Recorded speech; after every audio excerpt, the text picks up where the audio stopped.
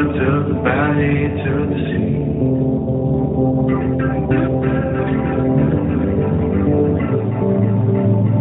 All the places, all the people that you can meet. Welcome to the Mississippi Valley Traveler Podcast.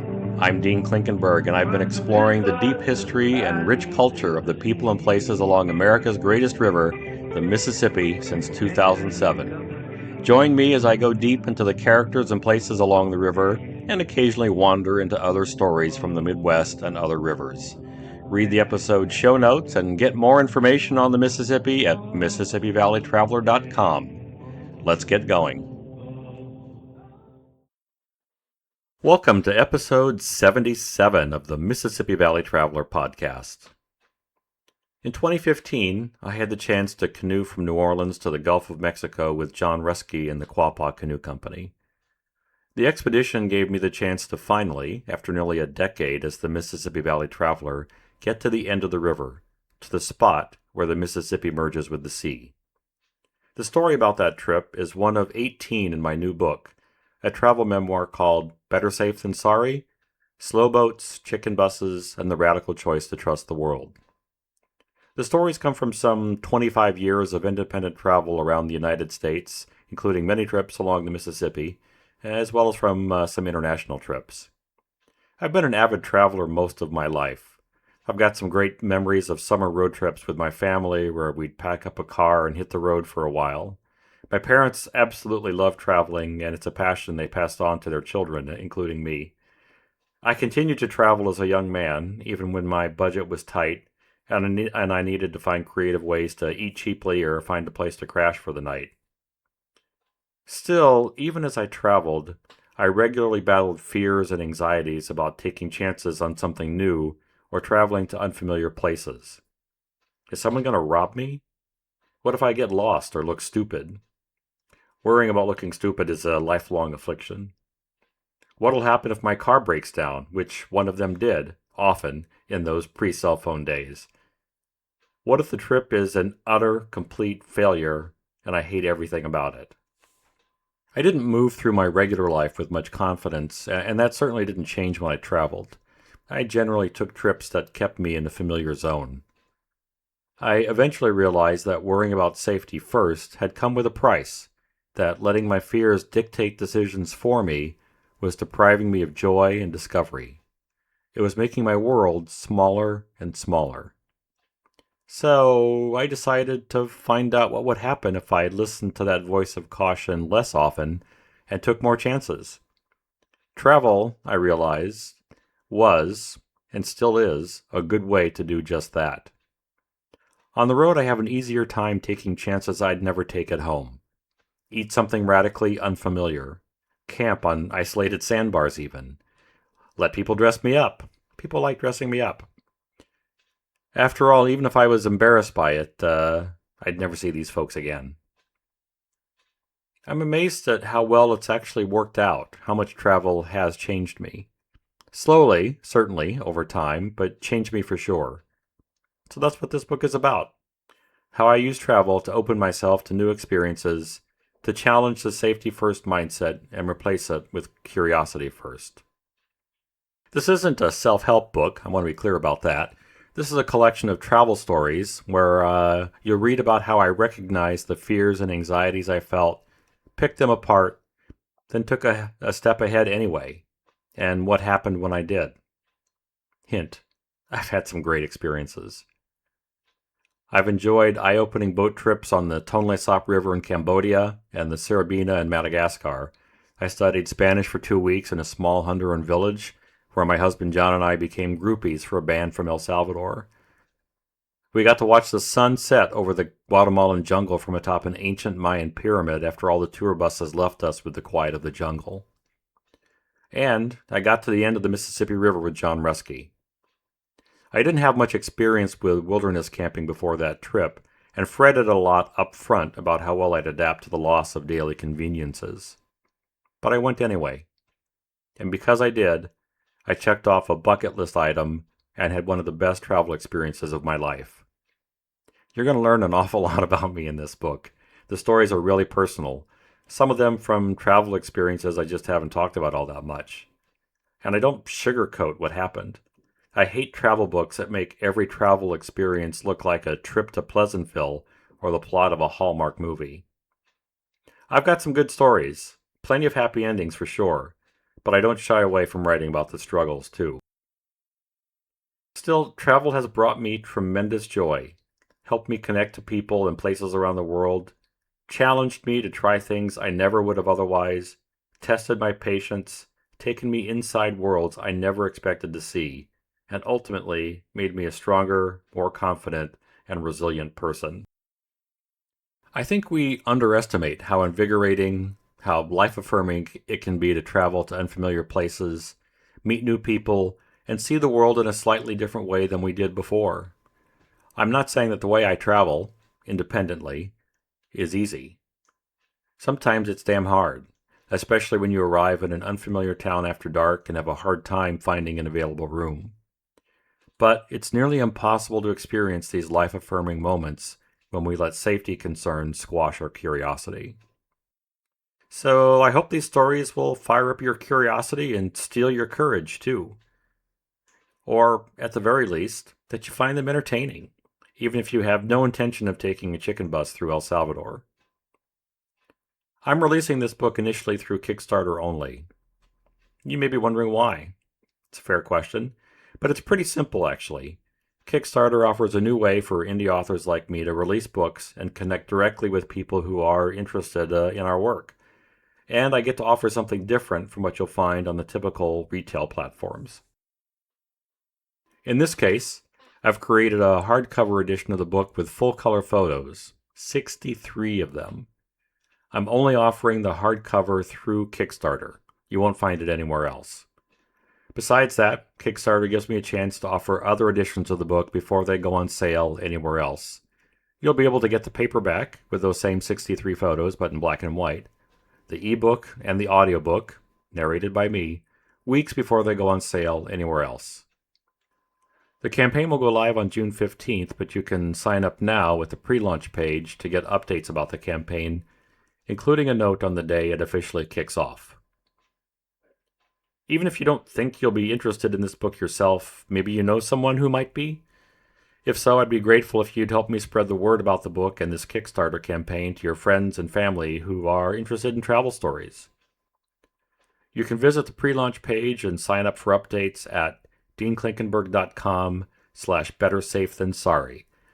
And unfortunately, when I created that URL, there are hyphens between better, safe, than sorry. So it's better-safe-than-sorry.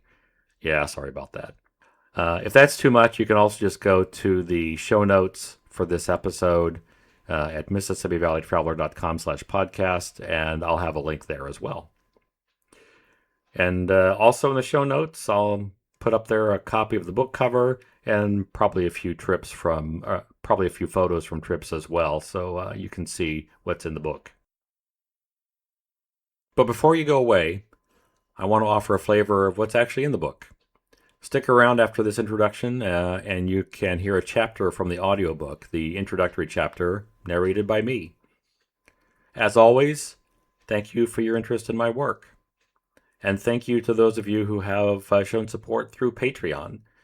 For as little as $1 a month, you can join that Patreon community, get the early access to episodes, and just generally get the satisfaction of knowing you are part of the community that keeps this podcast going. If you want to join the Patreon community, just go to patreon.com/DeanKlinkenberg and you can find instructions there. Patreon not your thing? Buy me a coffee. Again, you can go to MississippiValleyTraveler.com/podcast, and there you will find instructions on how to buy me a coffee. As always, thanks for your ongoing support. And now let's get on to the introduction from Better Safe Than Sorry, Slow Boats, Chicken Buses, and the Radical Choice to Trust the World.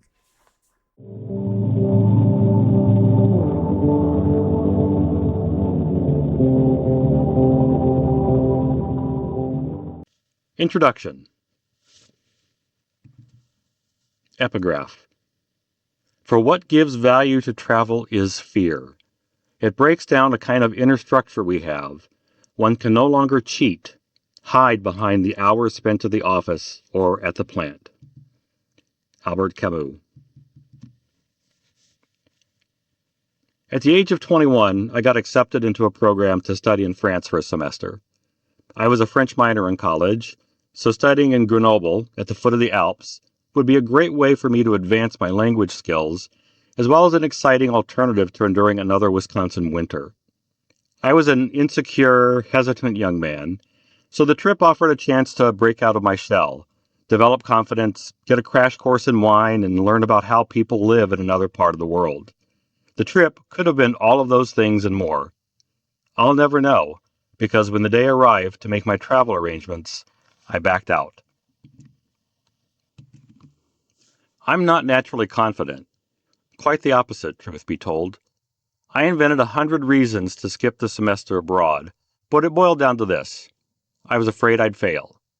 I felt anxious I wouldn't fit in, worried I couldn't speak French well enough and the program would expose my inadequacy, scared I'd be lonely. So much fear. Rather than test myself, I invented excuses to stay home, to avoid the potential embarrassment of failing. The irony, of course, is that by backing out of the trip because of my fears, I failed spectacularly. I sometimes think back to that moment, to my backing out of the program, and wonder what experiences I might have had living near the Alps in southeastern France for 6 months. What path might my life have taken? I might never have come back from Europe. Would I ever have an opportunity like that again? Travel fires up my curiosity. My parents introduced me to the possibilities of travel. When I was a kid, my family vacationed almost every summer. We'd get up well before sunrise to avoid traffic. Dad would load and unload luggage and supplies until it all fit perfectly in the trunk. I'd settle into the worn back seat of a station wagon or sedan, pull out the license plate game board or a book, and we'd hit the road. As I stared out the window and watched the world roll by, my imagination kicked into gear. Our family lived on a tight budget when I was a kid, but we still got in a summer road trip nearly every year. Sometimes my dad turned an extended work trip into a family vacation. We lived in a motel in San Francisco for 4 weeks one summer, Atlanta for a few weeks the next. My sister and I traveled with Dad to Los Angeles. While he worked, we played at Disneyland. Besides the frequent vacations, we moved a lot. I went to grade school in 4 different cities. The world I knew extended far beyond whatever neighborhood we lived in. As young adults, my husband John and I traveled from coast to coast. We lived frugally, like my parents had, but fears of traveling around unfamiliar places limited my imagination more than concerns about money. Taking a long road trip to New England was fine. We understood American culture. But Spain or China? At the same time, the sense that I'd missed out on something important by backing out of the study abroad program in college loomed in the back of my mind. Still, I couldn't tamp down my desire to travel. John and I got hooked on travel shows, including Lonely Planet and Anthony Bourdain's No Reservations. Those shows opened my eyes to the possibilities of independent travel around the world, of visiting places I might never have otherwise considered or had been afraid to travel to. The vicarious experience of watching hosts make their way around the world gave me concrete examples to follow and boosted my confidence to take on the challenges of traveling outside the U.S. myself. And they showed me experiences I was missing out on by giving in to the same fears that had kept me from studying abroad. Years later, I've traveled to every U.S. state and 45 countries. I've seen great works of art, the Sistine Chapel, Picasso's Guernica, and intricate mandalas. I've admired such astounding engineering feats as the temples at Angkor in Cambodia, the pre-Columbian mounds at Cahokia, and the stone citadel of Machu Picchu. I celebrated King's Day on the streets of Amsterdam with thousands of new Dutch friends and walked 13 miles along Yamanobe no Michi in Japan, one of the oldest roads in the world. But I've also shared conversation in Slivovic with survivors of the siege of Sarajevo, sold beer from a booth at an Easter festival in Honduras, and sat 10 feet from a pride of lions as they walked by the safari vehicle I sat in. Travel indulges my curiosity, helps me feel alive. Through travel, I've met people who have made my life richer and more meaningful, and I'd like to think they felt the same way. The connections I made while traveling helped me feel like I'd found a home away from home, or maybe more accurately, a home that extended well beyond the boundaries of the place where I kept my stuff. I've learned there's more than one way to fry a potato, and that mayo is delicious on French fries. I've seen firsthand the different ways cultures try to balance the needs of the individual with the needs of society at large, and I better appreciate the trade-offs because of that. I understand the world as an overwhelmingly beautiful place with far more good people than touts. Travel helps me put my life in perspective. It clarifies where I fit in. Hint, it turns out life isn't all about me, damn it. Travel brings me joy and stimulates gratitude. Spend some time in a country where most people don't have access to decent health care or clean water, and tell me you don't feel lucky you were born where you were. Don't get me wrong. I've had plenty of moments on the road that made me wonder if I would have been better off staying home. Some train stations and airports are confusing. I'm looking at you, Addis Ababa, especially after the third security pat-down and when none of the signs were in my native language. A couple of times, I've gotten into a new town late at night, only to discover that open rooms were in short supply, which was frustrating and scary. I've trembled from the vulnerability of needing help, but being forced to communicate what I was looking for by pointing or acting it out. Still, travel has offered a great way to get past my fears and retrain my brain to get excited about potential benefits rather than worrying about unlikely risks.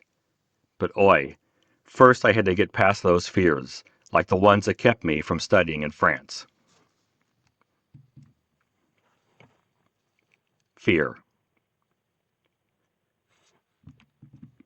The night before we left for Thailand, I woke up in a panic. My heart raced, and I struggled to catch my breath as the images echoed in my head. I couldn't find my passport. The person who'd promised to take us to the airport didn't show up. We stood behind 100 people to check in and get our boarding passes. I couldn't figure out which gate we were supposed to go to. I couldn't find the gate. The plane was oversold and the airline had given away my seat because I'd checked in late. After we landed, I got singled out at customs for a full body inspection. I lost the name of our hotel. The taxi driver charged us double the expected price. The hotel was overbooked and had given away our room. So many things that could go wrong. And thinking about them all sure fires up the anxiety and fear. I know I'm not alone. For plenty of people, the idea of traveling somewhere unfamiliar triggers anxieties about safety. A few years ago, as John and I enjoyed drinks with friends and a couple of strangers, we shared stories from a trip where we'd spent 2 months traveling around Central America. As I described the pleasure of enjoying the Mayan ruins at Tikal after the hordes of tourists had left and the sun slowly set, one of the strangers interrupted. Is it safe? Is what safe? Being there at night, traveling in Guatemala, all of it. She didn't ask, what's there to do in Guatemala, or how was the food, or even how easy is it to get laid there? No, her first question was, is it safe? In all my travels, after months on the road and thousands of interactions with people around the world, I can think of only a handful of times when something undesirable happened. A couple of times I ate something that made me sick. Another time pickpockets robbed my sister of her passport and credit cards. A couple of other times John thwarted a thief when he felt a hand in his pocket. Sometimes we were charged more than we should have been, or more than locals were paying. The overwhelming majority of the time, though, we have found people all over the world to be helpful, gracious, and curious. Or, at worst, indifferent. I don't mean to dismiss the idea that travel comes with risk. Of course it does.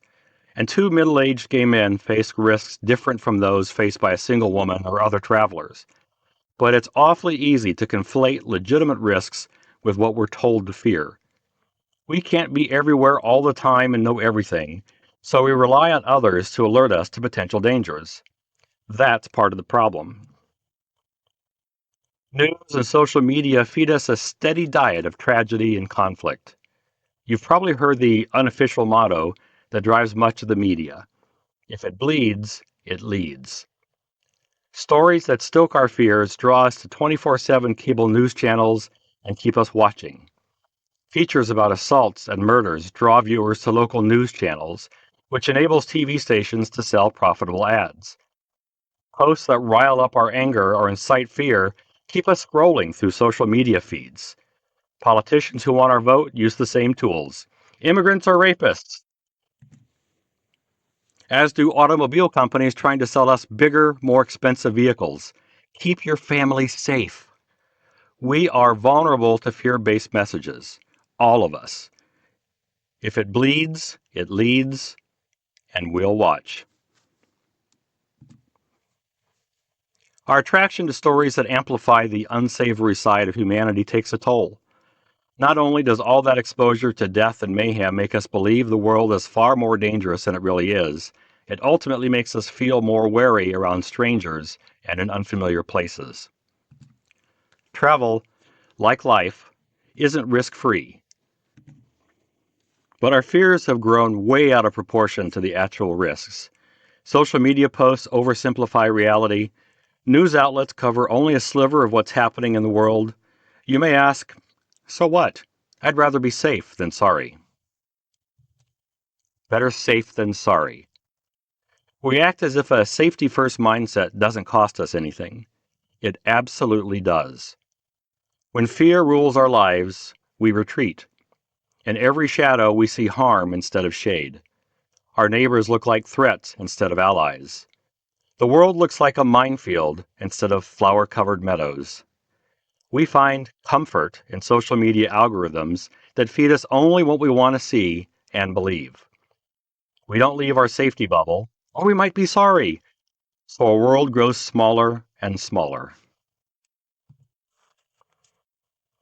Or we back out of studying for a semester in Grenoble, France, and spend another winter in Wisconsin. The promise of travel. I eventually learned to use time away from home to challenge myself, to get past fears and anxieties. After all, I'd be around people I'd never see again, an insight I found liberating. I became more willing to try things I'd never do at home. After I understood this, travel became unexpectedly therapeutic. I tried out new versions of who I wanted to be. I struck up conversations with strangers while standing in line. I ordered food I'd never heard of. I mispronounced my way through phrase books. I learned salsa dancing in a neighborhood bar. I walked into taverns and restaurants in neighborhoods where no one looked like me. I wore silly hats. I tried and sometimes failed, but along the way, I developed confidence in my ability to handle unfamiliar situations and to bounce back better after mistakes. I'm surprised at how much travel has, over time, changed my life. Not all at once or during a single crisis-fueled expedition. I didn't magically discover truth and happiness by traveling to the right place for the perfect amount of time and letting the town square work its magic. The changes have been subtle, gradual, and sometimes hard to perceive from moment to moment. But when I think back to who I was in my 20s and who I am today, the differences amaze me.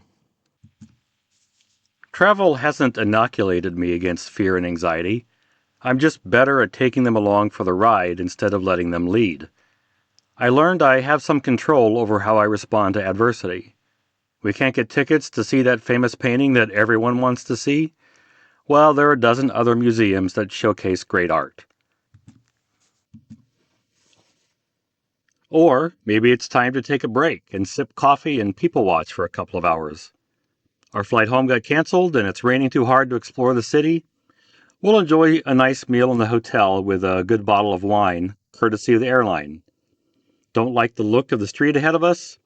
We can turn around, walk another route, or call an Uber.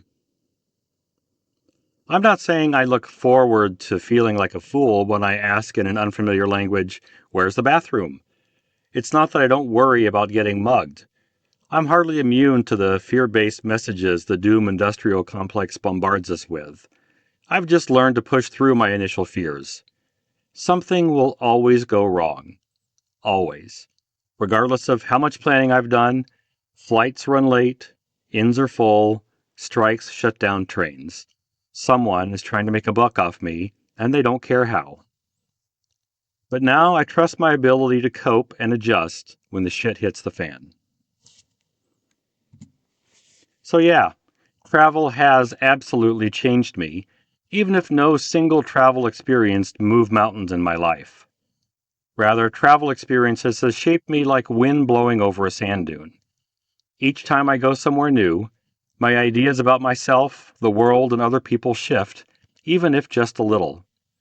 Sometimes I feel those changes while I'm traveling, but most of the time they only sink in after I'm back home and my mind has had time to catch up with the experiences. In the stories that follow, I end up on an overcrowded boat for 7 hours, get lost in a marsh on a solo canoe trip, trust the wrong people, dodge scams, embarrass myself in front of strangers, and have my travel plans upended when a new friend's mother dies unexpectedly. And how many times did I regret not following the advice, better safe than sorry? 0. Well, maybe in Tangier. Well, as I mentioned before, that was the introduction from my new travel memoir, Better Safe Than Sorry, Slow Boats, Chicken Buses, and the Radical Choice to Trust the World. Let me know what you think. You can drop a comment in the show notes or email me at dean@deanklinkenberg.com. And if you want to know more, like if you want to follow the Kickstarter release, contribute to the Kickstarter campaign, you can find that again by going to deanklinkenberg.com/better safe than sorry. And the better safe than sorry, unfortunately, has hyphens between each of those words, so you put those in, or you can just go to the show notes where you'll find a link directly there. Thank you very much for your interest and for following my work. Thanks for listening. If you enjoyed this episode, subscribe to the series on your favorite podcast app so you don't miss out on future episodes. I offer the podcast for free, but when you support the show with a few bucks through Patreon, you help keep the program going. Just go to patreon.com/Dean Klinkenberg. If you want to know more about the Mississippi River, check out my books. I write the Mississippi Valley Traveler guidebooks for people who want to get to know the Mississippi better. I also write the Frank Dodge Mystery Series that's set in places along the river. Find them wherever books are sold. The Mississippi Valley Traveler podcast is written and produced by me, Dean Klinkenberg. Original music by No Offense. See you next time.